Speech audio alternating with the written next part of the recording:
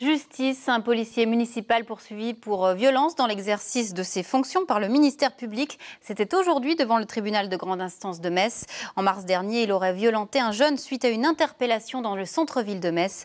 Benoît de Butler, François Cartier. Ce soir-là, la police municipale cherche 3 jeunes qui embêtent les filles. Les 4 agents les trouvent ici et se font copieusement insulter. Arrive la police nationale appelée en renfort, discussion, contrôle d'identité, les choses se calment, quand tout à coup, un corps à corps furieux oppose un municipal à l'un des mineurs. Ils vont tous deux fracasser la vitre d'une voiture avant de se retrouver au sol, où le jeune sera maîtrisé par les collègues du policier. On vient dire que l'agent municipal a fait usage d'une violence qui serait inadmissible pour tenter d'interpeller ce jeune.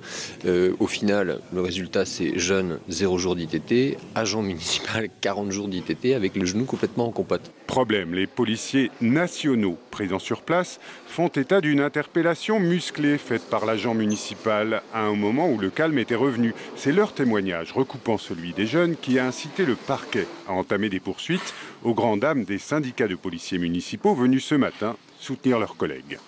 Dès l'instant où les fonctionnaires sont insultés, c'est un outrage. Donc il doit y avoir un motif à interpellation. Première chose. Ensuite, ça devient un petit peu la mode.